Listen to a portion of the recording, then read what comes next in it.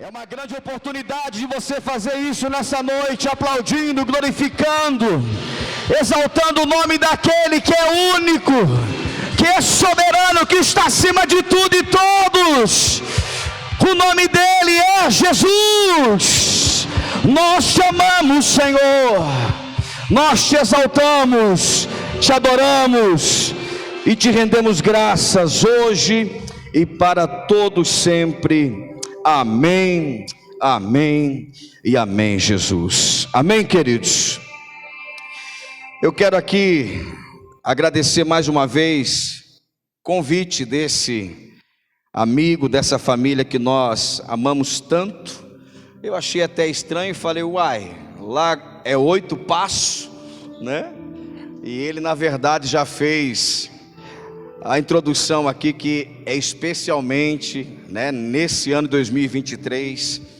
E você sabia que os números na Bíblia, ele tem poder, ele tem sentido e ele tem símbolo? Quem sabia disso, diga amém. Você sabe que o número 12 na Bíblia é o número de governo. Você sabe que o número, na verdade, 7 é o número da perfeição, da totalidade de Deus. Mas o número 8 é o número de honra. Amém? O número 8 na Bíblia é um número de honra. Por isso, nós, nesta noite, podemos, na verdade, entender que existe uma honra sendo dada ao Senhor, tanto da parte daqueles que caminharam durante 8 dias. Quem caminhou aqui os 8 dias, certinho, sem faltar um culto? Dá uma olhadinha assim, ó, passa a mão aqui em você. Você que veio os 8 dias, achou alguma coisa? Não? Do outro lado então, vai. Com fé, né, irmão? Nada? Pensei que tivesse nascendo já uma asa, porque 8 dias vindo na igreja, irmão, só pode ser anjo, né? Gente normal não consegue fazer tudo isso. Eu falo isso lá na nossa casa, eu digo assim, gente, nós ficamos 7 dias aqui. Imagina, irmão, 7 dias, 7 roupas, 7 calçados, 7 calçadinhos. Não aguento, não dá. Nós fizemos lá um acordo entre nós, falamos assim, ó, vamos vir com a parte de baixo tudo igual, os 7 dias, só trocamos a parte de cima, onde pega a câmera, né? Então um dia vinha com a camiseta branca, outro dia com a preta, outro dia vinha com a preta e com a branca, né? E assim a gente não combinava todos os dias vindo com a mesma roupa. Mas assim, gente, você que fez os 8 dias, você que está aqui hoje pela primeira vez, ou você que está aqui por causa da ceia também, que Deus te abençoe poderosamente, que você viva o melhor ano da sua vida, amém? Que seja um ano extraordinário para você, que Deus te surpreenda em todas as áreas, não só na área financeira, mas em todas as áreas, que você seja destravado para viver o pleno propósito de Deus na sua vida, amém? E as coisas vão acontecer, irmão, não por sua causa, diga assim, mas... Olha para o teu irmão do lado, vê se ele está vivo, irmão. Vê se ele está respirando, amém? Diga assim, mas tudo vai acontecer, não por causa de mim, mas apesar de mim. Amém, meus irmãos? Então quando as coisas começarem a acontecer na sua vida, lembre-se, não é por minha causa, é apesar de mim que as coisas estão acontecendo. A causa maior tem nome, e o nome dele é Jesus. Amém? Eu quero convidar você que trouxe a palavra de Deus, já pegue em suas mãos. Enquanto você vai achando Mateus, capítulo de número 4, verso de número 18. Gente do céu, eu tô com a minha cabeça ainda zunindo, você acredita, cara? Que som alto que é aqui, né?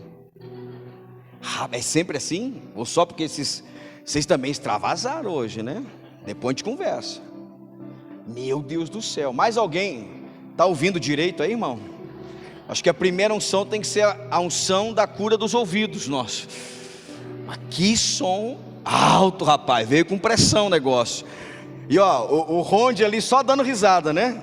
Falando, eu estou atrás das caixas, eles que se lascam lá na frente, né? Vamos soltar som. Você, hein, rapaz? Glória a Deus. Mas já já a gente vai começar a escutar de novo, amém? Achou Mateus capítulo 4, verso 18? Vai estar no telão também? Sai no telão aqui o versículo? Sai?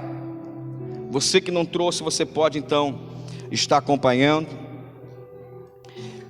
Permita-me nessa noite compartilhar com você essa palavra que por muito tempo tem nos dado direcionamento e tem nos revelado coisas tão profundas acerca de um chamado.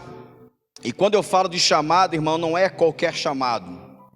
É um chamado recheado de muito amor, de muita misericórdia. E é sobre isso que nós queremos compartilhar nessa noite, falar sobre um chamado, e chamado esse que veio totalmente recheado de muito amor da parte do Senhor, para a minha vida e para a sua vida. Se nós aqui fôssemos, colocar em pratos limpos, nós não seríamos nem merecedores de entrar por aquela porta, sentar numa cadeira dessa, ouvir uma mensagem, uma palavra, de tão pecadores que nós somos, de tão errantes que nós somos. Mas, pela misericórdia e pela graça de Jesus, nós aqui estamos e temos uma das maiores oportunidades nessa terra. Pergunta para mim qual? De ouvir a palavra de Deus e ser participante dos sonhos de Deus aqui nessa terra. Ou seja, o maior privilégio que você está tendo nessa noite é de estar sentado ouvindo a palavra de Deus. Amém? Esse é um dos maiores privilégios que nós temos hoje na nossa nação brasileira e na nossa vida, é de sentar, de ter a oportunidade de ouvir a palavra de Deus. E outra oportunidade é de nós fazermos parte do sonho de Deus aqui nessa terra. Amém? Então permita-me compartilhar com os irmãos em Mateus capítulo 4, verso 18 até o 23, nós vamos fazer a leitura da palavra de Deus que diz assim, E Jesus, andando junto ao mar da Galileia, viu a dois irmãos, Simão, chamado Pedro, e André, seu irmão, que lançavam a rede ao mar, porque eram pescadores. E disse-lhes, vinde após mim, e eu vos farei pescadores de homens. Então eles, deixando logo as redes, seguiram-no. E adiantando-se dali, viu outros dois irmãos, Tiago, filho de Zebedeu, e João, seu irmão, num barco com o seu pai, Zebedeu, consertando as suas redes. E chamou-os, eles, deixando imediatamente o barco e seu pai, seguiram-no. E percorria Jesus toda a Galileia, ensinando nas sinagogas e pregando o evangelho do reino, e curando todas as enfermidades e moléstias entre o povo. Verso 23, e percorria Jesus toda a Galileia, ensinando nas suas sinagogas e pregando o evangelho do reino, e curando todas as enfermidades e moléstias entre o povo. Só quem crê nessa palavra diz amém. Amém?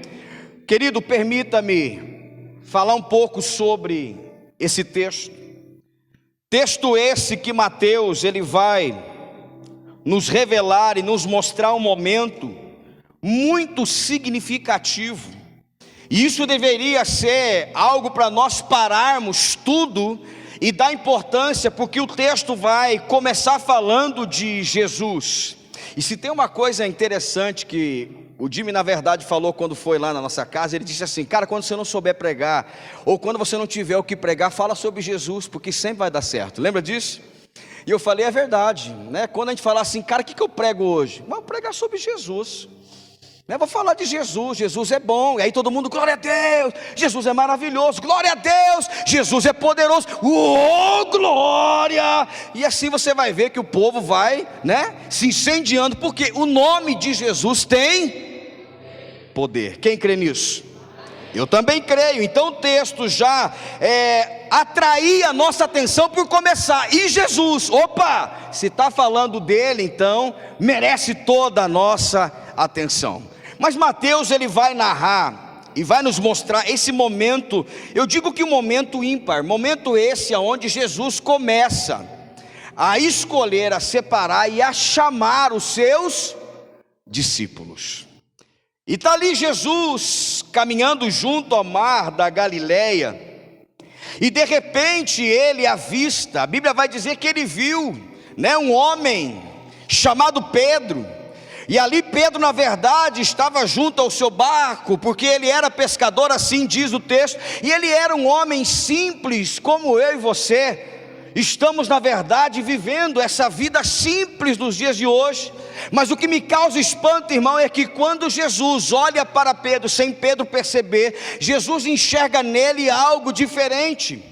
E a partir do momento que Jesus avista a vida de Pedro, eis que aquela vida simples, ela na verdade se torna uma vida sobrenatural, pelo simples fato de Jesus avistar ele. E eu quero aqui te dizer algo poderoso. Quem veio para receber uma palavra, diga amém.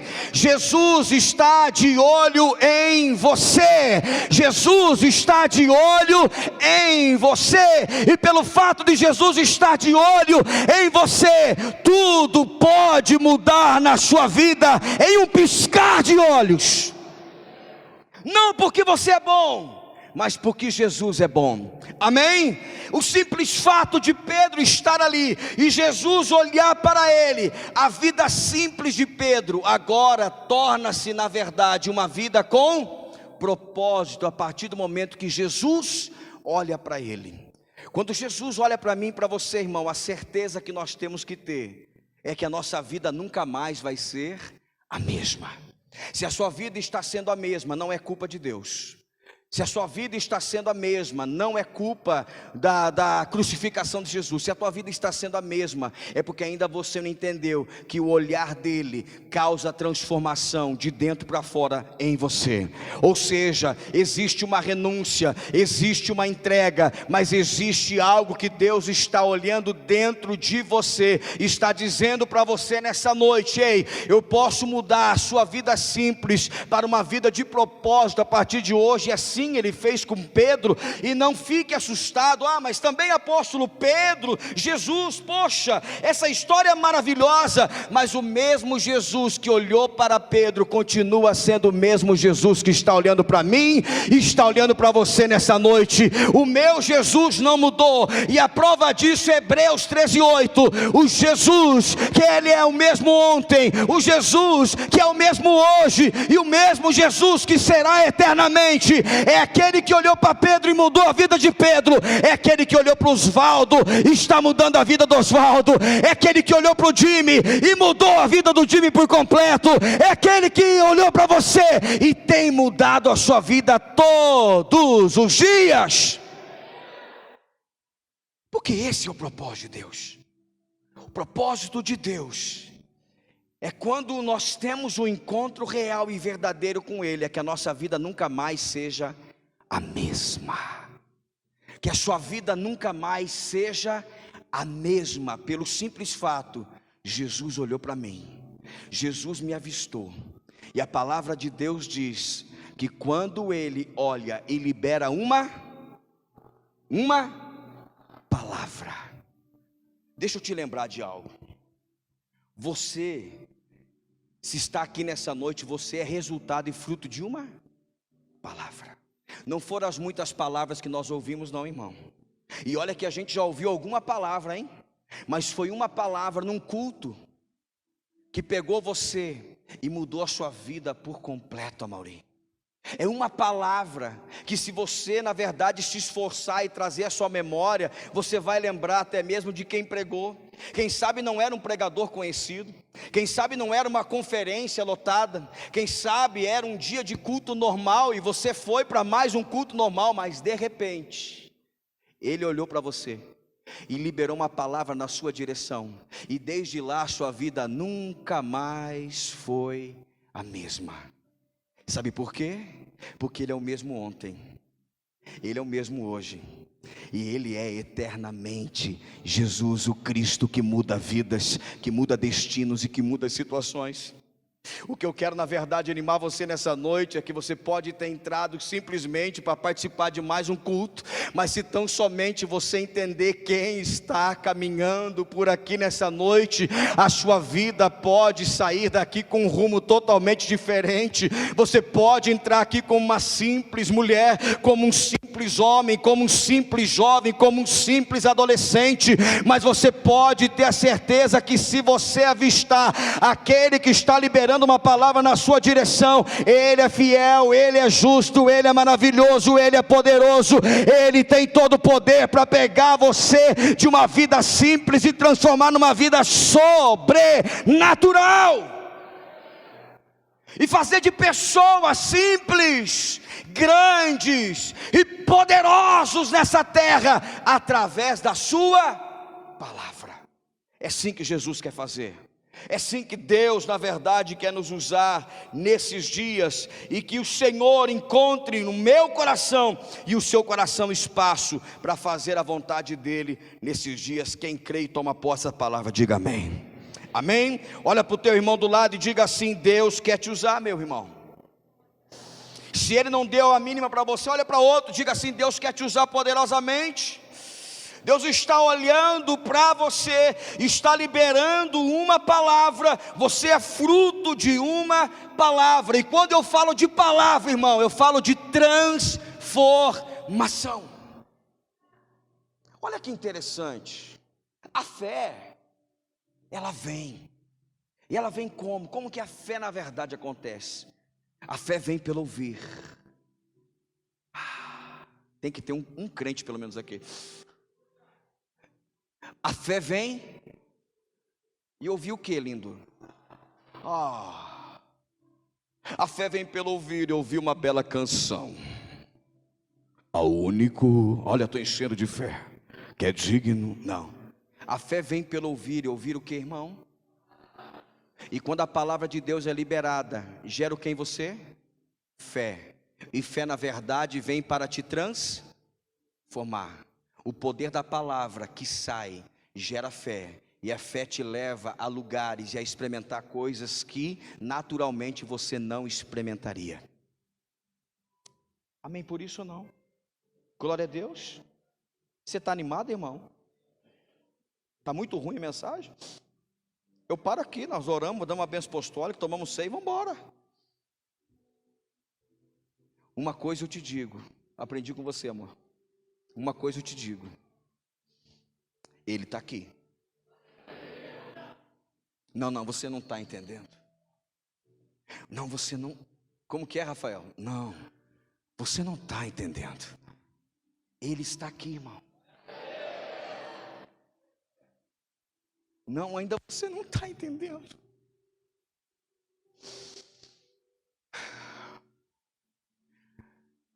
Ele verdadeiramente está aqui.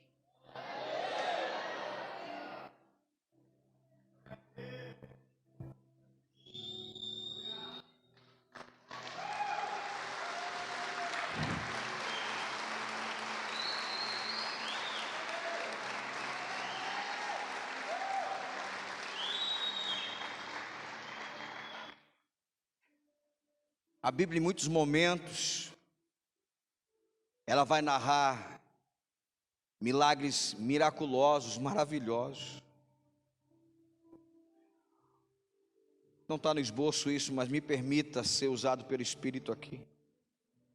E dizer para você, irmão, que certa vez Jesus foi convidado a ir na casa de Jairo. Você lembra disso? Jairo constrange ele. Jairo para Jesus e faz um convite para Jesus ir à casa dele, e Jesus aceita esse convite, pois a filha dele estava à beira da morte. Só que algo acontece, repete comigo, no meio do caminho. Irmão, só quem está vivo, no meio do caminho.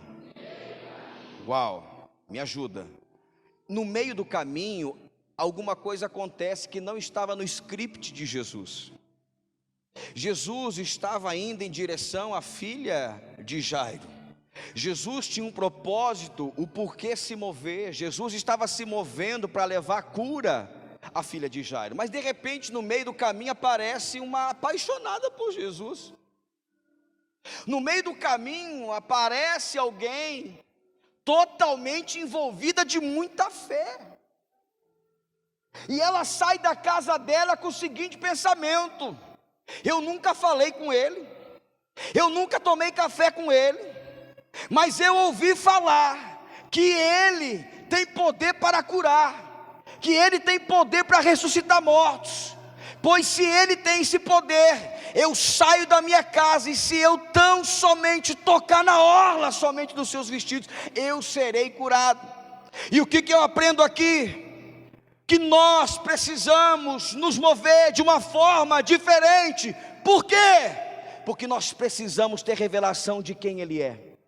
Porque quando tivermos a revelação de quem Ele é, irmão, mesmo que Ele esteja aqui para fazer um milagre na vida do teu vizinho, se você se mover na fé e tão somente tocar nele, corre um sério risco de você também ser alcançado por Ele. Quem sabe Jesus veio aqui nessa noite para falar com uma pessoa, mas nós estamos aqui em uma grande quantidade de pessoas, e se você tiver fé suficiente, pode ser que no meio do caminho você ainda consiga atrair a atenção dele, extrair a atenção dele, e que dele saia poder, e te cure, e te liberte, e te restaure. Mas isso tem que gerar em nós fé e expectativa. Aonde Jesus está, a certeza que eu tenho, milagres vão acontecer. Amém, meus irmãos? Milagres acontecem, maravilhas acontecem. E a maior maravilha que nós encontramos nesse texto,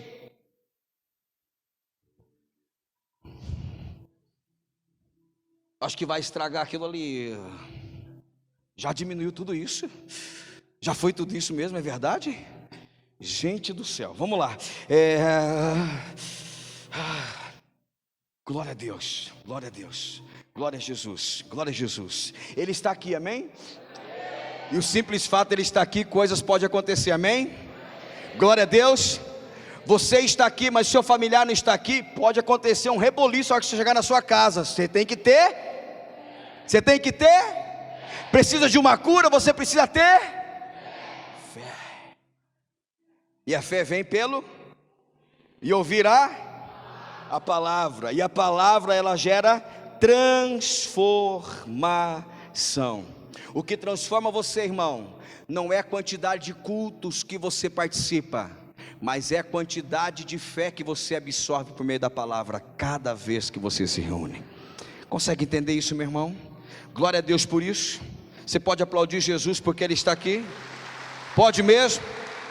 Você pode dar um glória a Deus aí no meio, aí, um aleluia, sei lá, faz alguma coisa e chama a atenção dEle. Glória a Deus. Meu, nós vamos ceiar daqui a pouco, cara. Você tem noção disso? Nós vamos trazer a memória, pastor, mas eu pequei. Não é memória do que você fez, mas é a memória do que Ele fez. Fazer isso, diz a Bíblia, em memória de mim. Aleluia ou não aleluia? Glória a Deus ou não glória a Deus? Daqui a pouco, irmão, você vai sentar à mesa com aquele que te amou de tal maneira, que se entregou totalmente por você, e Ele é a causa de nós estarmos aqui. Por isso, glória a Deus por isso, e louvado seja o nome do Senhor. Agora, trazendo você de novo para o texto aqui, Mateus então vai trazer para nós um momento incrível, um momento onde Jesus começa a chamar os seus discípulos. E confesso a você, irmão, que por muito tempo eu fiquei me perguntando, e eu acho que todo pastor de igreja deve fazer essas perguntas, ou pelo menos fica se questionando, porque parece ser tão simples o que Jesus fez. Parece na verdade que Jesus chegou ali, olhou para ele e disse: ei você, vinde após mim. E a Bíblia diz que imediatamente aquelas pessoas aqueles homens começaram a seguir Jesus. E por muitas vezes eu fiquei me questionando, falei: Senhor, como que foi esse chamado para esses homens? Porque olha só, alguém aqui pesca? Não. Obrigado, Carlinhos. A senhora pesca? É mesmo? Glória a Deus. Você diz que pesca, né? Mas não chama os amigos. Mas enfim, vamos lá. Você conhece, você foi para a praia, você já viu o naipe dos pescadores? Sim ou não? Já percebeu? Os caras são bem-humorado ou mal-humorado? Os caras são cara fechado ou são sorridente? Bom dia, eu sou pescador, eu gosto de ver peixe, Vi um barquinho vindo, falei, amor, vou dar um pulinho ali, vou ver se eles pescaram alguma coisa. Me senti Jesus. Vou lá ver se eles pescaram alguma coisa, e já vou ser profeta dizendo, não pescaram nada, volte. E lance a rede para o lado direito. Mas eu fui lá para ver o peixe. Queria ver se eles pescaram alguma coisa. Cheguei lá, irmão, tá? Aquele montoeira de rede, eles colocando aquele estoco e levando aquele barquinho para dentro da areia. De repente eles pararam e aquele momento onde você fica ali sem saber o que fazer, porque ninguém te dá uma abertura para conversar. Eu falei, e aí, pegaram alguma coisa? Pegamos. Desse jeito. Mas pegaram bastante? O suficiente. Legal. Posso ver? Se quiser, vai ali na comunidade. Desse jeito. Comunidade onde eles vendem os peixes. Uma grosseria total, eu falei, estou entendendo. E começou, na verdade, a fazer algum sentido. Eu falei, Jesus, quem sabe naquele momento, a hora que o senhor for dar uma olhadinha ali no barco, quem sabe eles não foram mais amorosos. Mas ao mesmo tempo eu fiquei assim imaginando, dizendo, Senhor, como foi a maneira que o Senhor usou para chamar esses homens? Porque algum mistério há nisso, porque logo eles começaram a seguir. Hoje a gente faz campanha, a gente sobe monte, desce monte, hora de madrugada, faz entrega total, entrega pelas metades, entrega de tudo quanto é jeito. E é uma dificuldade para as pessoas começar a seguir Jesus, e faz encontro, e reencontro, e faz check-up, e faz isso, e vai para lá, e vem para cá, e campanha, e joga sal, e dá sabonete, e lava o peão, e joga, e batiza de volta, e rebatiza, e mergulha, e afoga, e ressuscita, e nada acontece.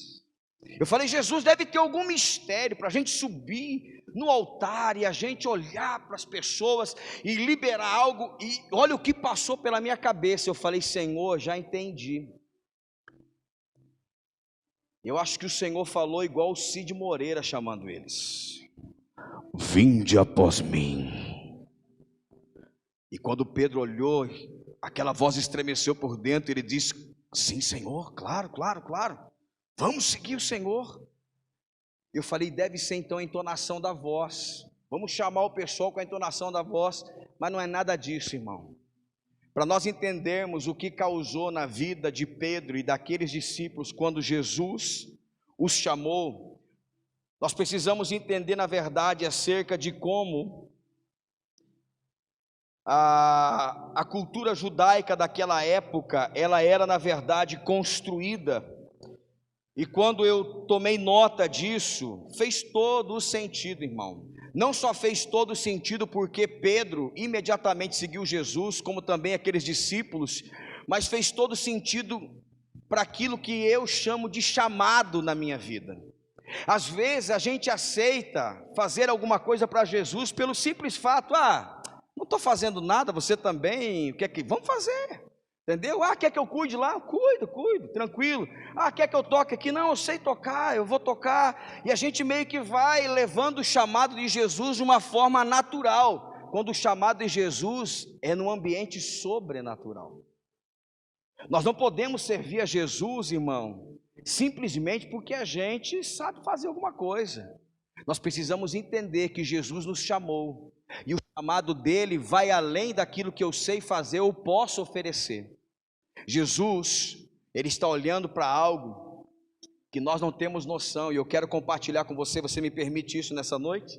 Se o tempo nos ajudar, eu só tenho 36 minutos. Então, por favor, me ajuda, tá certo? Você anota, não sei se você tem hábito aqui de anotar a palavra, mas eu quero, na verdade, trazer para você um ensinamento rapidinho para você entender o princípio de Mateus, capítulo 4, verso 18, sobre o chamado de Jesus para os seus primeiros discípulos. Quando nós olhamos para o ensinamento judaico, irmão, na época de Jesus, era, na verdade, dessa seguinte maneira, preste atenção, para você entender aqui o seio da mensagem.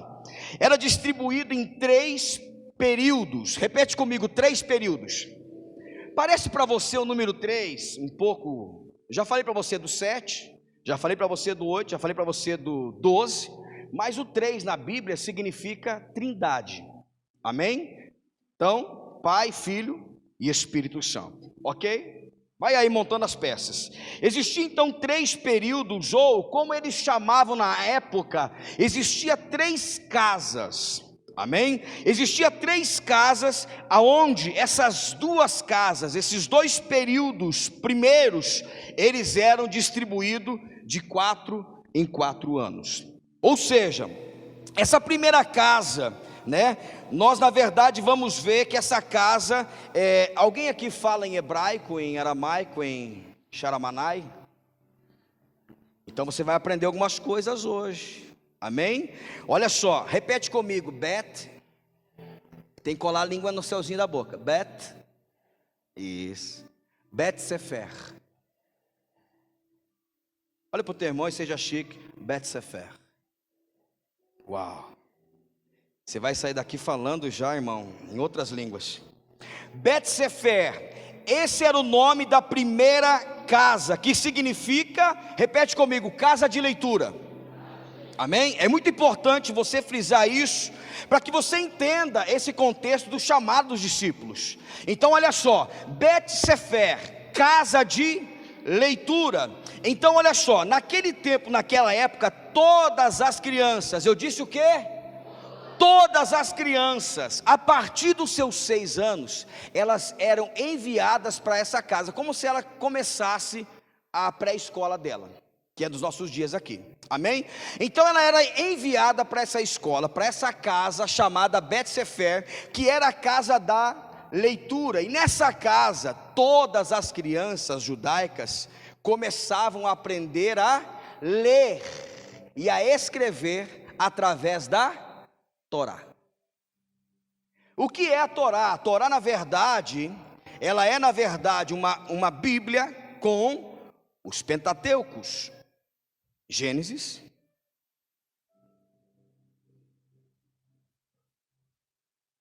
você não sabe? Pode pegar no índice aí, irmão.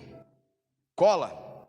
O Pentateuco, ou seja, a Torá na verdade, ela é o Pentateuco, os 5 primeiros livros da Bíblia. E essas crianças, elas eram levadas a essa casa de leitura para aprender a ler e a escrever através da Torá, ou seja, do Pentateuco. Então eles ficavam ali dos 6 anos de idade até os seus 10 anos nessa casa, aprendendo a ler e aprendendo a escrever através da Torá. Depois, quando eles completavam os seus 10 anos de idade, pastora Sabrina, existia entre eles ali, como se fosse nos dias de hoje, a gente pode aqui trazer um paralelo, você somente passa de ano se você fizer o que, irmão? Tirar notas boas, sim ou não? Eu acho que a mensagem deve estar ruim mesmo, pastor Dinho. Ou estou falando em grego, castelhano aqui. Hã? Não? Você está entendendo, pastor? Então vou pregar para ti aqui então. Bet Sefer, tá? Então dos 6 anos, Amauri, até os 10 anos, as crianças eram levadas nessa casa e começavam ali a ler e a escrever através da Torá. Quando completava os 10 anos, agora, aquele que os ensinou, passava na verdade a régua dizendo, somente, repete comigo, somente os melhores podem acessar a segunda casa. Ou seja, aquele que aprendeu a ler e a escrever a Torá com perfeição, com graça, esses eram convidados a dar continuidade às casas e ao ensino. Então somente quem foi melhor passava para a segunda casa. E essa segunda casa, que dava início aos 10 anos de idade de uma criança, ia até os seus 14 anos de idade. Essa casa tem também o nome Bet Midrash. Vamos lá? Bet Midrash. Bet Midrash significa casa de leitura. Então olha só, eu aprendi agora a ler e a escrever, e agora eu na verdade estou indo para essa casa, Bet Midrash, aonde eu vou aprender e vou estudar profundamente tudo aquilo que eu li e escrevi. Então Bet Midrash significa casa de estudo. Eu falei leitura, né? Casa de estudo, tá? Então, casa de leitura, Bet Sefer. Bet Midrash, casa de estudo. Então, eu aprendi dos 6 aos 10 anos ler e escrever a Torá. Agora eu aprendi a ler e escrever, como se fosse assim, eles pegavam lá a Torá, e aquelas crianças escreviam e liam a Bíblia, como se fosse um Ctrl+C, Ctrl+V, entendeu? Elas iam escrevendo e lendo, escrevendo e lendo. Quando terminasse o período ali daquela casa, agora os melhores passavam e diz assim: agora você vai estudar aquilo que você leu e escreveu. Aí passava-se mais 4 anos, dos 10 aos 14 anos, essa criança ficava lá e já era um adolescente, né? Já era um adolescente, e adolescente você sabe como que é. Então vamos lá, ele estava estudando a Torá agora ele estava aprendendo profundamente sobre as escrituras. Então olha só, primeiro ela lia e escrevia, segundo ela estudava, e agora ao final dos 4 anos, como eu disse para os irmãos, vinha o mestre, o rabi, e somente, repete comigo, somente os melhores davam continuidade aos estudos. Agora a terceira e última casa chama-se Bet Talmidim. E Talmidim é traduzido em 2 significados: aluno e discípulo. Agora você entende o seguinte: uma criança com 6 anos de idade, ela ficava 4 anos lendo e escrevendo através da Torá. Se ela fosse o melhor da turma, ela passava para estudar a Torá. E se ela fosse o melhor da turma, ela dava continuidade, entrava. E aí, olha só, somente depois dela passar por essas 2 casas que ela era considerada um aluno ou um discípulo. Agora perceba o seguinte: aonde que eu fiz que você tivesse ênfase nas coisas? Existem momentos nessa caminhada de estudo, aonde todos começavam, mas, porém, todavia, nem todos terminavam.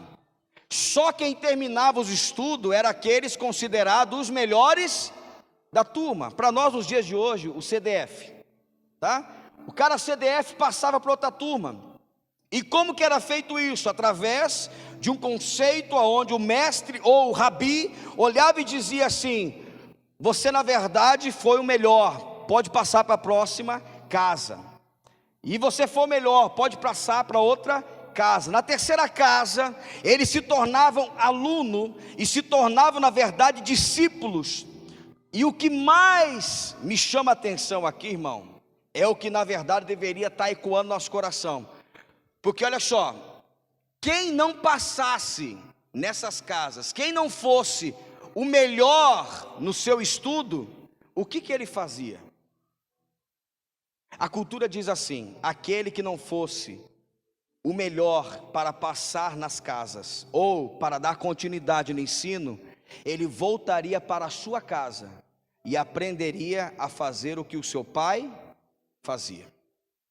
E quando você lê o texto, você vai ver que o texto vai dar algumas ênfases. E uma das ênfases é o seguinte: quando Jesus caminhava junto à beira do mar da Galileia, eis que ele avista Simão, Pedro, e a Bíblia vai dizer, eles estavam na verdade pescando porque eles eram pescadores. E aqui vem o grande X da questão: por que eles eram pescadores?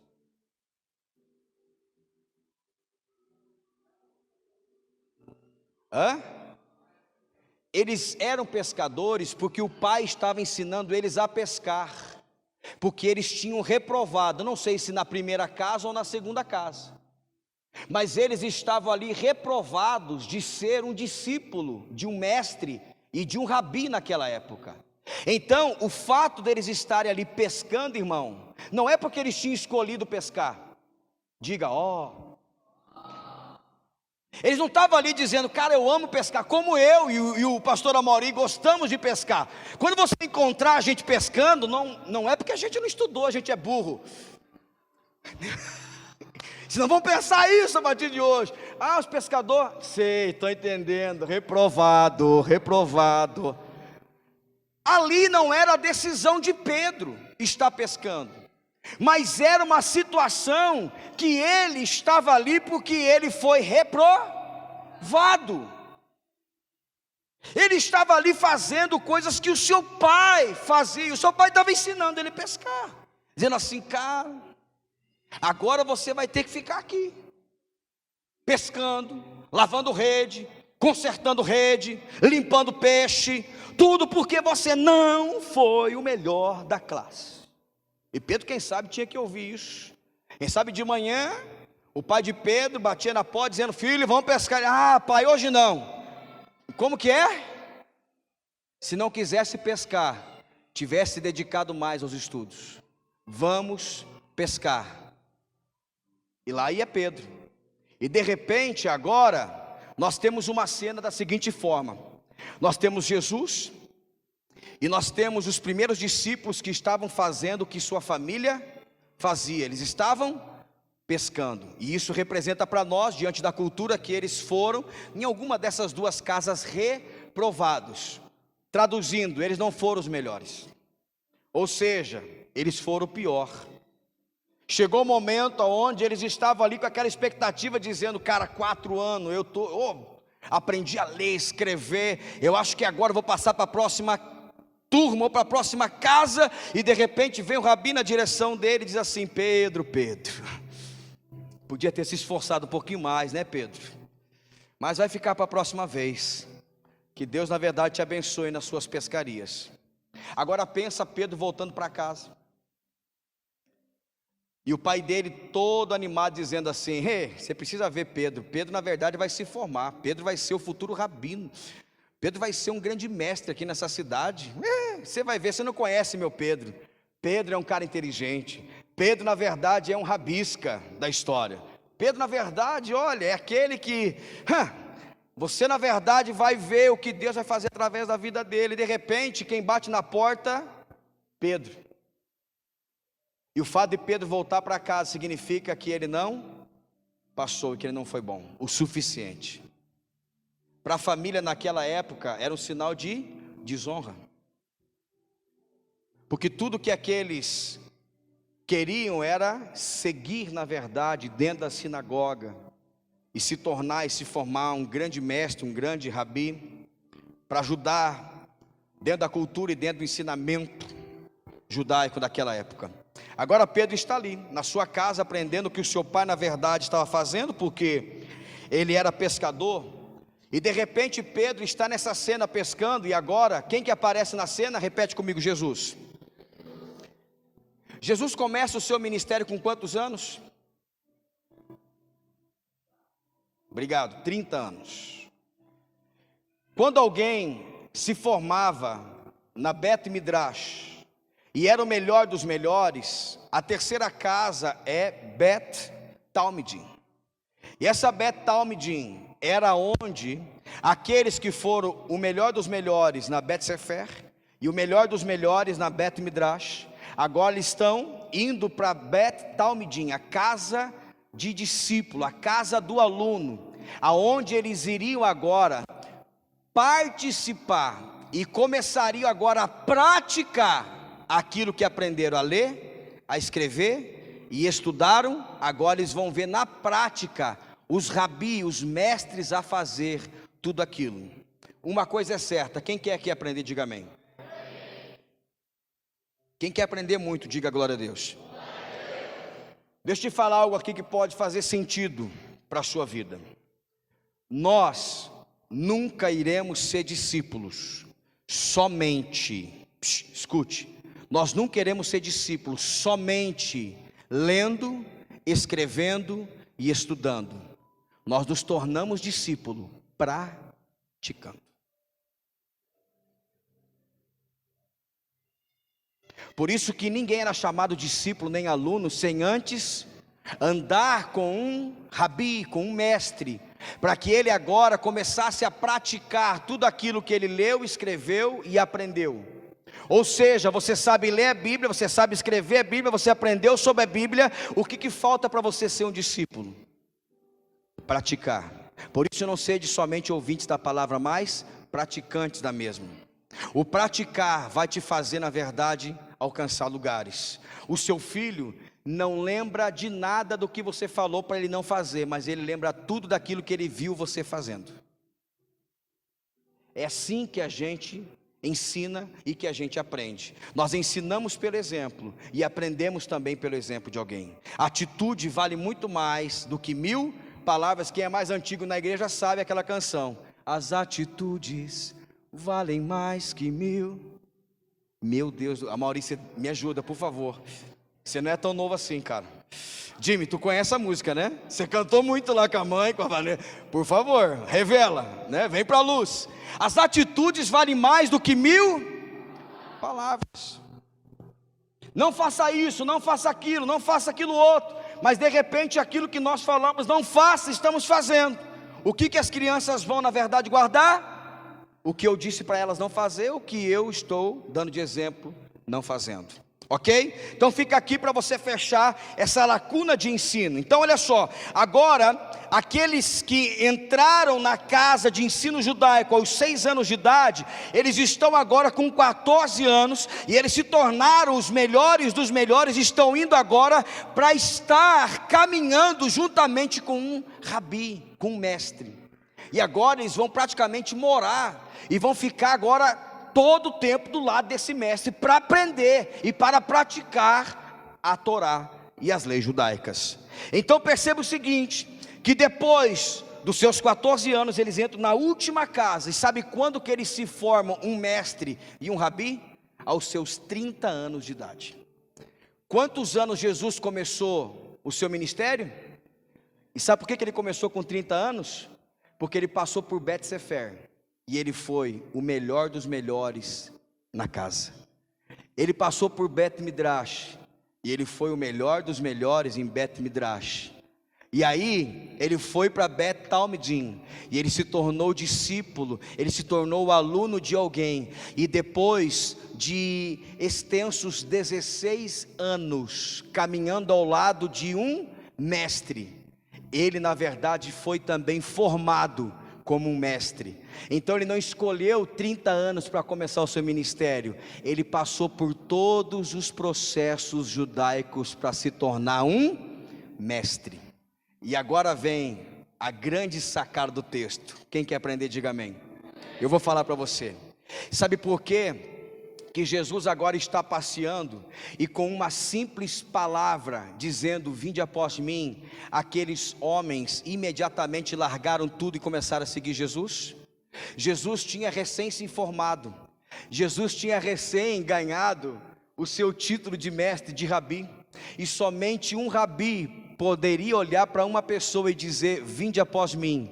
O que mais, eu estou todo arrepiado, o que mais uma criança queria ouvir, o que mais um jovem queria ouvir, era a voz de um rabi, de um mestre dizendo: vinde após mim. Isso significava que ele passou, que ele na verdade foi aprovado. Então Pedro nunca ouviu vinde após mim, mas de repente Pedro estava lá fazendo o que o seu pai fazia, pescando. Eis que alguém recém-formado está passeando ali na praia e olha para Pedro, e agora ele, que é o melhor dos melhores, tem a autoridade de dizer para uma pessoa: vinde após mim. E quando essa palavra era liberada, vinde após mim, o que soava no ouvido daquele que estava ouvindo essa palavra, ele estava ouvindo assim: eu passei, eu fui aprovado, eu consegui ser o melhor, todo esforço, toda dedicação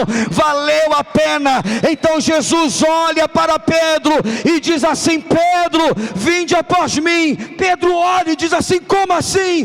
Eu fui reprovado, eu não consegui passar. Mas de repente, irmão, aquele que é o melhor dos melhores, que tem toda a autoridade, olhou para alguém que não tinha sido tão bom assim e disse: ei, mesmo você não tendo passado na Bet Sefer, mesmo você não tendo passado na Bet Midrash, mesmo você não tendo a oportunidade de caminhar com o mestre, mesmo você, Pedro, não sendo o melhor dos melhores, eu olho para você e com autoridade eu te digo: vinde após mim. Sabe o que representa isso? Você não sabe. Você não sabe o que isso representa.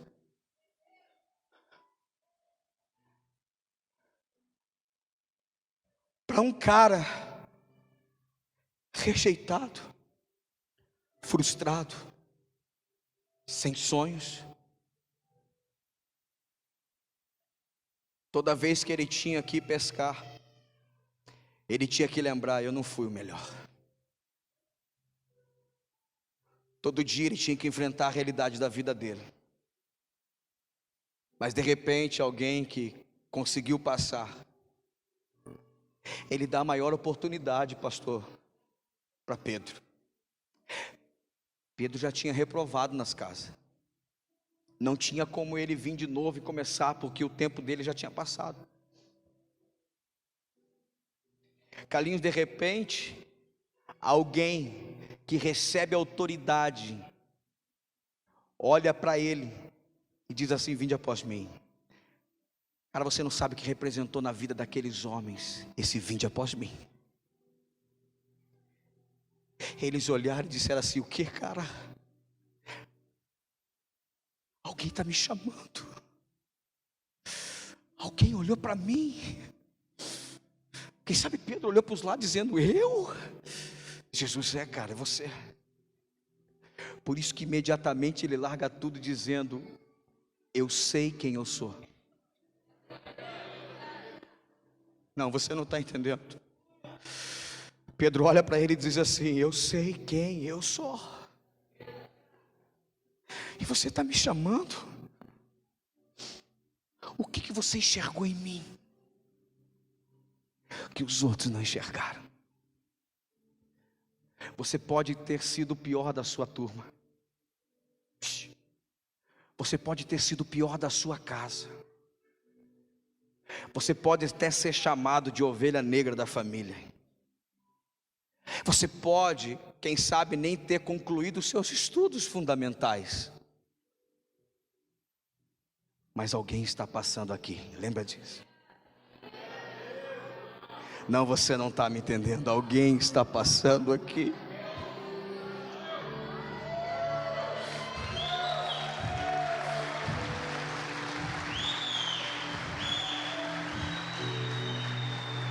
Alguém está passando aqui. Aí você não entende, cara, o porquê que Deus faz essas coisas loucas com você. E você diz: mas eu sei quem eu sou. Deus sabe também. Mas é só Ele, com amor e graça, para olhar na direção de um pecador, de um reprovado, de alguém que não é tão bom assim, e dizer: ei, topas caminhar comigo? Você quer ser meu discípulo? Cara, Jesus não foi dentro de uma sinagoga e ficou assistindo grandes pregadores dizendo: esse cara vai explodir andando comigo. Jesus foi na beira do mar. Não, você não, você deve estar entendendo, sim ou não? E Jesus não foi dentro das faculdades escolher alguém para usar nessa geração. Quem sabe Jesus andou nos vales e disse assim: ei, você, camaradinha, eu? Você mesmo, vinde após mim. E imediatamente o cara larga tudo e diz assim: eu vou sim, porque Você enxergou coisas em mim que as pessoas não estão conseguindo enxergar. Sabe por que Deus vai te usar nessa geração? Porque Ele é Deus. Sabe por que Deus te chamou? Porque Ele é Deus. Sabe por que Ele te escolheu? Porque Ele é Deus. Pastor, eu jurava que Ele tinha me escolhido porque eu era bom. Não, nós não fomos escolhidos porque nós somos bons. Nós fomos escolhidos porque Ele é bom. Sabe por que a gente está aqui? Não porque a gente é bom, cara. Nós estamos aqui porque Ele é bom. É por isso que vai entrar milhares de pessoas arrebentadas, e Deus vai usar a vida delas. Por quê? Porque Ele tem autoridade de fazer isso. Ele tem o poder de fazer isso. Ele tem em suas mãos o poder de transformar. É por isso que você está sendo transformado dia após dia, porque você sabe quem você é. Mas quando você olha para Ele, você diz: Senhor, eu sei quem eu sou, mas eu sei quem Tu és. Tu és o meu Senhor, não é? E quando você sair daqui, você vai dizer: irmão, eu faço o que faço, não porque eu sei fazer alguma coisa, mas porque Ele me escolheu. Deus há de escolher alguém assim tão ruim como você. Escolheu Pedro. E Pedro é um personagem não, Pedro na verdade é um homem que é muito parecido com a gente. Pedro, irmão, traiu Jesus. Pedro, irmão, foi aquele na verdade que quase colocou água gelada no propósito. Tanto é que Pedro na verdade revela um coração, e depois Jesus repreende ele e diz: afasta-se de mim, Satanás. Jesus está compartilhando que era chegada a hora dele, e de repente Pedro, na boa intenção, dizendo assim: Senhor, deixe-me eu morrer em seu lugar. Jesus disse: afasta de mim, Satanás. Imagine Pedro: poxa, eu estou querendo morrer em teu lugar, e eu sou o diabo. Acho que era nordestino. Eu que sou o diabo ainda, está louco, está quietinho, não vou fazer mais nada. Porque todos aqueles, posso falar isso para você? Todo aquele que tenta afastar você do propósito de Deus, não pode ser Deus, só pode ser o diabo. Pastor, mas como assim? A Bíblia diz assim: se tu quiser ser meu discípulo, negue a si mesmo e tome a sua. Se alguém quiser pegar a sua cruz, irmão, está pegando o seu propósito. Então você pode dizer assim: afasta daí, essa cruz é minha. Irmão, olha a briga. Olha que briga gostosa, dizendo: não, deixa que eu carrego, isso aqui é minha. Não, irmão, vou te ajudar. Não preciso de ajuda. Está no tamanho exato para mim. Você precisa crer nessas coisas, amém?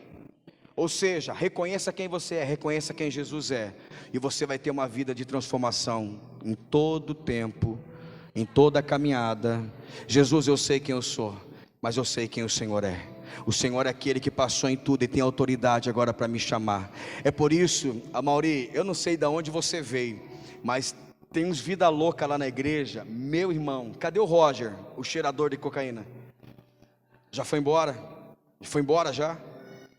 Velho, obreiro da casa, pensa num cheirador de quilo. Apareceu lá na igreja e hoje prega a palavra, prega o evangelho. Aí chega alguém da vida louca que ele vivia lá atrás e diz assim: cara, eu não acredito, você pregando. E ele olha e fala: sou eu. Esse pastor é louco de te colocar aí. Fala: cara, o meu pastor é louco, mas o que me chamou é mais ainda. Ele olhou para um lado que ninguém consegue enxergar. Posso te falar algo? Não vou falar. Tá, você me convenceu. Eu sou facinho, você me convence. Eu vou te falar algo poderoso. Abra o seu coração agora. Existe dois lados dentro de você. Diga assim: o lado bom e o lado ruim. Amém? O que as pessoas enxergam é o seu lado, mas o que Deus enxerga,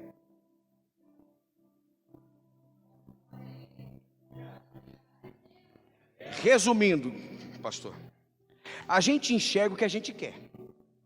Essa é a verdade. A gente enxerga o que a gente quer. Eu posso enxergar a pastora ali e dizer assim: ela não é toda essa benção assim não. Eu enxergo do jeito que eu quiser. Sem conhecer, eu enxergo quem eu quiser, da maneira que eu quiser. Eu posso ver o Will ali e falar assim: o Will deve ser um mau caráter, só pelo jeitinho dele andar. Não é assim? A pessoa passou do seu lado. Essa aí, quero distância. Distância da minha vida. Só pelo jeitinho de andar, já sei tudo. Mas as mulheres, né? Os homens, graças a Deus, são bem equilibrados nessa área. Mas, meu Deus do céu, chega só pelo jeito de subir no altar, pegou o microfone e fala: já sei, artistinha, artistinha, já estou vendo tudo. Aí de repente canta e você: o artistinha foi cheio da unção. É que a gente olha o que a gente quer, a gente fica rotulando as pessoas, mas Jesus não olha o que Ele quer. E aqui eu vou encerrar. Jesus olha quem você é. Vou falar de novo. Jesus não olha o que Ele quer em você. Jesus não olha e diz assim: hoje ele está muito ruim, não vou usar ele. Hoje ele está bom, vou usar ele. Não. Por incrível que pareça, irmão, Jesus só tem um olhar para a sua vida, de quem verdadeiramente você é.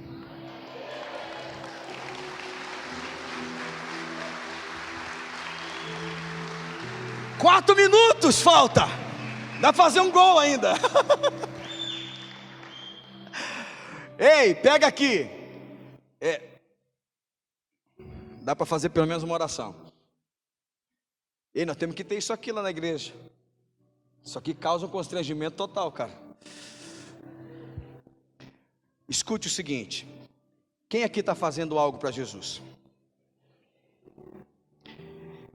Quem aqui acha que não tem jeito para fazer algo para Jesus? Não leva jeito para nada? Ih, pastor. E há quem diga: só Jesus na minha vida. E eu vim aqui para te dizer: acertou. É só Jesus mesmo. Tem gente que é só Jesus na causa. Pastor, só Jesus para fazer alguma coisa através de mim. E tinha outra maneira de fazer que não fosse Jesus? Sério mesmo? Como que é? Me explica. Pastor, se um dia eu subir aí para pregar a palavra, é só Jesus. Oh, sério? Meu Deus do céu, cara. É só Jesus mesmo? Uau. Então eu tô. Pastor, para mim tocar, não sei, eu não sei na verdade nem tocar um chocalho, aprendi ontem isso, não sei nem tocar campainha direito, né amor? Não sei nem tocar campainha direito, pastor, quem dirá um instrumento? Só Jesus mesmo para fazer isso. Acertou. Irmão, você já ia passar na primeira casa. É só Jesus, sempre foi só Jesus. Nunca foi você, nunca foi eu, nunca foi ninguém. Todos nós estávamos na beira do mar, lavando as redes, quando de repente alguém nos olhou. Quando de repente alguém nos enxergou de longe e nos fez o maior convite: vinde após mim. Vinde após mim. Mas não tem mais.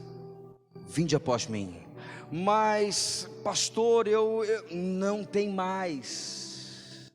Nós só vamos dar desculpa para o vinde após mim quando nós não sabemos quem somos diante do chamado. Mas quando nós reconhecemos quem somos, não tem mais, não tem desculpa, não tem nada, irmão, que nos impeça de começar a caminhar em direção ao propósito. Lembra que eu disse: não sei o jeito que você veio, não sei qual o teu motivo e a tua motivação, mas existia alguém passeando aqui em nosso meio hoje, na beira do mar, e de repente você está aí de bobeira, dizendo: cara, eu vim para mais um culto. Pois é, Pedro também pensava: eu vim para mais uma pescaria, mas foi a última. Pedro não sabia que aquele dia seria o dia onde verdadeiramente ia abandonar tudo, ia viver a maior revolução da vida dele. Agora pensa comigo aqui, e eu vou indo para o final. Pensa Pedro agora, a notícia chegando na casa do pai de Pedro. Pensa o pai de Pedro agora, dizendo: vocês não vão acreditar, o meu filho foi escolhido para andar com o Mestre Jesus. Hã? Ah, para! Sim. Amanhã vocês não vão ver mais ele pescando. Amanhã vocês não vão ver mais ele comigo. Amanhã eu vou estar no barco sozinho. Mas é melhor estar no barco sozinho, sabendo que o meu filho foi escolhido por Jesus, do que ter meu filho aprendendo a fazer aquilo que eu um dia tive que fazer porque eu reprovei também. Irmão, eu não sei como que é aqui em Pinhais, mas lá em Curitiba eu sou pai de 3 meninas. Enquanto a gente não tem filho, a gente vive para nós. Depois que a gente tem filho, a gente vive para os filhos. Eu recentemente acabei de entregar uma para aquele rapaz ali. É aquele pilantrinho ali. Dia 17 de dezembro, ele na verdade foi sorteado, né? E a gente tentou fazer o melhor como pai para nossa filha. E uma coisa eu aprendi sendo pai: que pai não tem ciúme de filho.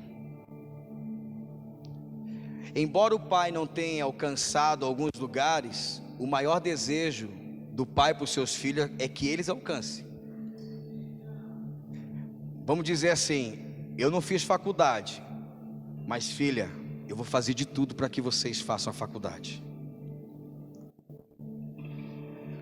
Nós não temos o que comer, nós temos um bife. Não tem problema, eu fico em jejum hoje, mas você come o bife. Isso é um coração de pai. Irmão, é por isso que quando Jesus, em uma das suas últimas conversas aqui na terra, ele diz assim: